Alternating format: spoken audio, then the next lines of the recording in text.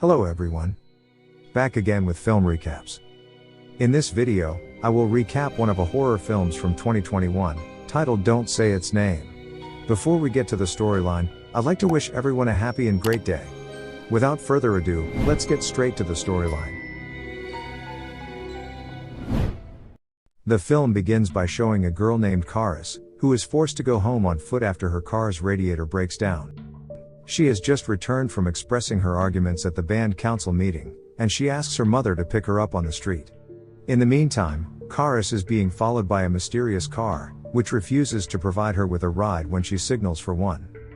At first, the car slowly follows her, but once it realizes that Karis is trying to run away, the car starts to accelerate towards her.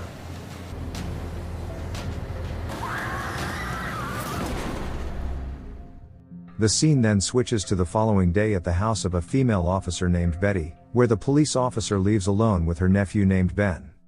Betty then receives a phone call from a colleague named Andy. At this moment, Andy informs her that Karis' mother, Mary Lynn, has arrived to the shed to see her daughter's body. We then move to an indigenous ranger woman named Stacy. She is out hunting for animals on her own, and she suddenly comes across a bear trap in the forest. Therefore, she takes the trap because she is worried that it will be stepped on by human feet. We return to Betty, who has arrived at the shed. She invites the victim's mother to come in and certify the dead body. And when the body bag is opened, Mary finds it difficult to accept that the corpse is in fact that of her own daughter, Karis. Mary says that her daughter had been through a lot, but she doesn't understand why that it had to end in this way. Long story short, the scene switches to a pair of fiancés who are visiting a land, where their camp center will be built with the approval of the local band council. The man named Ray, and his fiancée, Beth. It turns out that Ray is simply accompanying Beth, as she conducts a survey of the land that will be tilled. While working on their survey, Beth notices a crow flying above them and detects a terrible smell that smells like carrion. She then tries to ask Ray about it, but Ray doesn't smell anything. Beth then notices what appears to be a wave passing through her measuring device. Not sure what it is, but Beth is suddenly attacked by something that cannot be seen.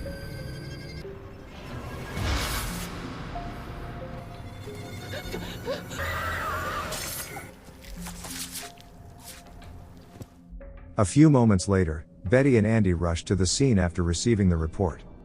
Andy then explains that Beth is employed by WEC, an organization that is planning to build a camp center in the indigenous territory. When Betty asks Ray for information, he claims that he hasn't seen anyone attack his fiancée, which makes Betty feel strange. According to Ray, Beth died after smelling something that smelled like blood around the area. The following day, the scene returns to Stacy, who is having her lunch at a cafe.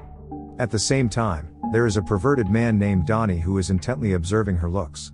A woman named Frances then approaches her, and says that she has been quite busy at the shed recently as the ice road has thickened all around the area. Shortly after, Stacy, who wants to return to her car, realizes that her car has been blocked by Donnie. Donnie then attempts to entice Stacy by giving her a t-shirt that shows he is one of the people who supports the WEC organization. Moreover, instead of moving the car, Donnie asks for Stacy's phone number, which makes her feel irritated.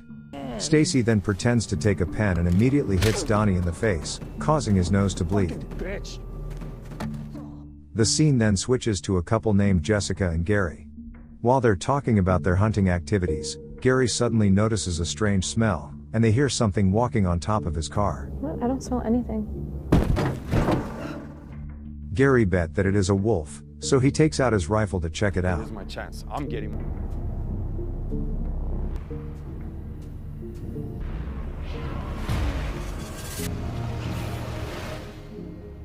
Gary? The moment Jessica sees her boyfriend's intestines pulled out, she freaks out and closes the car door right away. Soon after, Betty and Andy come to the scene, and Betty begins questioning Jessica about the incident. Betty is quite surprised when Jessica mentions the death, which sounds eerily similar to the previous death incident she dealt with. According to Jessica, she didn't see or smell anything like what Gary claims. Meanwhile, Stacy is hunting rabbits in the forest, and soon she is surprised by the arrival of Betty.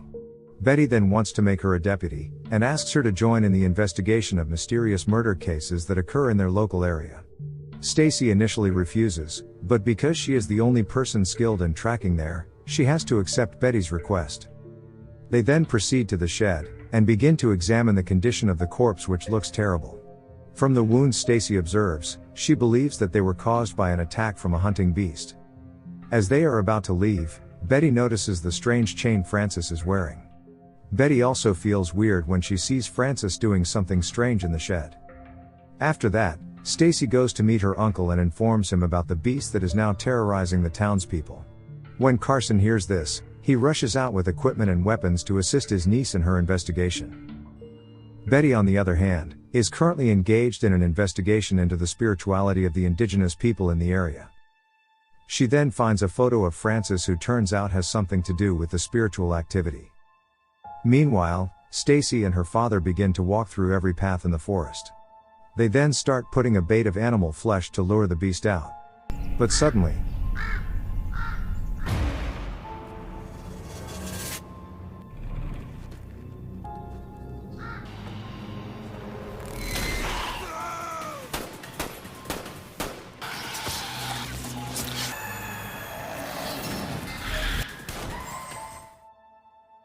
they finally know that it wasn't an animal who did all of this, but a terrifying demon that is difficult to deal with.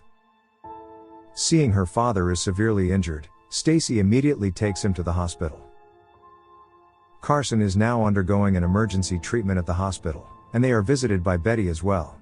At this point, Stacy explains that what they are dealing with is not a wild animal, but rather a demonic figure who looks like the previous hit-and-run victim named Karis. Betty, who previously did not believe in such things, now believes that this tragedy has something to do with the spirit. Short time later, Andy arrives to find out about the incident. He is now asserting that the perpetrators of all this are people who are hiding in the inland. In fact, these people are doing this because they have been influenced by evil spirits, and he believes these people are a bunch of hysterics. Stacy and Betty simply accept what Andy says, since he won't believe the truth behind all of these. Following that, Carson then asks if any of Karis' organs, including her heart, are still in her dead body, as if he understands what's going on. The scene then switches to Frances, who is visiting the site of Karis' death, and she's suddenly approached by Mary. They then tell each other about the good things that Karis had done throughout his life. Strangely, at the end of their conversation, Frances hears the sound of a strong wind blowing. What's happening? The following day, Beth is seen busy looking for clues to every murder case in her town. And Betty finally begins to see a bright spot, where she realizes the clothes worn by the victims are from the same organization, which is the mining organization, WEC. Plus, their partners who had nothing to do with the organization were not injured. She also comes across articles claiming that the local band council had sold licenses to WEC without approval. She then finds an article about how active Karis is as an activist while she is still alive. After that, Betty asks about the video project of her nephews meeting on land mining. It is revealed here that Carson is actually one of the people who supported the mining project. This is because they can take this opportunity to build their community based on what the company has promised them. Mary and Karis, on the other hand, are opposed to it all because it threatens the ecosystem, which includes forests and rivers. In the evening, Betty comes to the shed and inquires about Karis' body, but Frances informs her that the body has been moved to a new morgue. Betty, who is not satisfied with the answer, keeps pressing Frances for all the transportation record, but Frances continues to make excuses. After being pressed by Betty, Frances finally tells the truth and informs Betty to meet Mary Lynn, the person who took the body. The next day, Betty meets Stacy, and explains that all the dead persons are the workers for the mining organization that will start their project in this area. Betty then provides evidence that her uncle is also one of the people who support the organization's movement, which explains why he's being attacked by the spirit. After that, they meet Andy, who has just caught Donnie. Donnie is arrested after accidentally shot a deaf old woman, who is walking in the bush. He thought the elderly woman is a murderer who was terrorizing the neighborhood. Andy then goes to a cafe, where he tells Frances that he saw her at the site of Karis' death. Frances then explains that she was only paying her respects to Karis. At first, Frances appears to be hiding something, but after reminiscing about Karis' efforts in protecting nature, she finally makes a confession. She also notices Donnie, who had been arrested first. It is at this point where she begins to admit that Donnie is the one who had hit Karis. Plus, she explains that Donnie asked her out at that time, but she was given drugs so that she became semi-conscious when Donnie carried out his act. Back to Stacy and Betty, they will now meet Karis' mother. Betty then inquires about the whereabouts of Karis' body, but instead, Mary informs that Karis' corpse had been taken by her ancestral spirits. At this point, Mary begins to show her hatred towards WEC, who wanted to take everything from them, including their indigenous land. After seeing Mary's flighty emotions, they decide to leave her alone.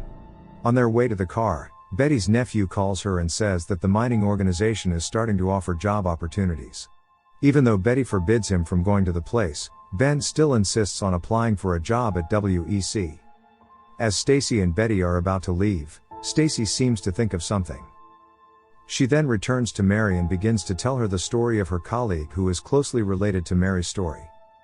She also tries to convince Mary that what she is doing is not right. Although the intention to protect the territory is good, but killing by any means is wrong. Stacy then gives the amulet that her friend had given to Mary. On the other side, as Ben is on his way to apply for the job, Betty again warns him to stay away from anything related to WEC. Then suddenly, Ben, who is panicked, immediately runs away as fast as he can.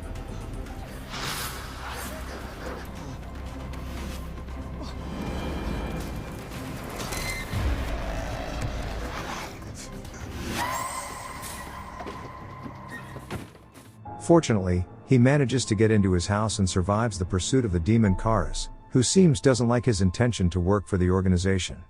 Not long after, Betty arrives at her house, and immediately goes right to the basement to rescue Ben.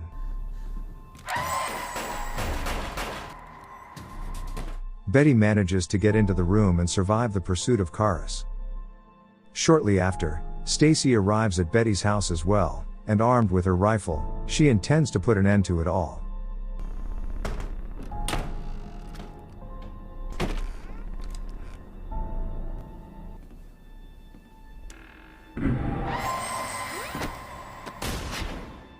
In the midst of a panic, she tries to find Betty, and when the demon Karis attempts to break down the door, Stacy distracts her by showing the t-shirt with the WEC logo Donnie gave her. After that, Stacy lures Karis out of the house. Karis, come at me! As she had planned, Karis gets caught in a bear trap set by her. Stacy and Betty then strafe Karis with their weapons. But the result is not as what they had hoped, since Karis is no longer a human. In a state of panic, Stacy tries to take an axe to end the spirit's existence, but suddenly,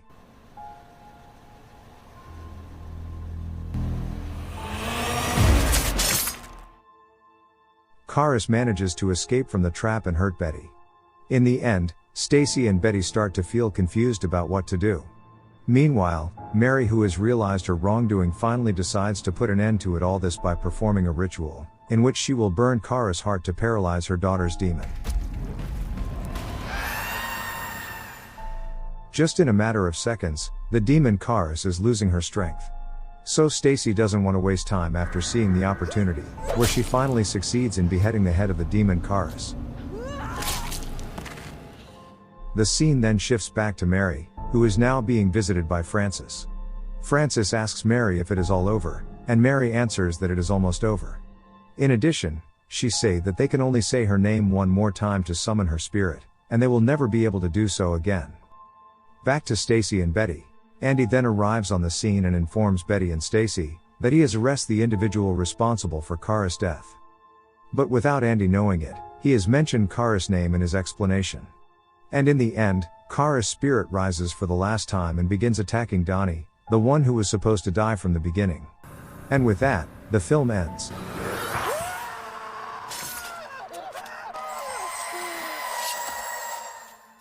To make it short, the mining company has always wanted to control the lands of the Native Americans in the area. However, activists in the area do not agree if the land is converted into mining, which will certainly damage the ecosystem and environment. The land is a legacy of the indigenous ancestors who once lived on it, where Karis and his mother are one of the most active community activists in the area.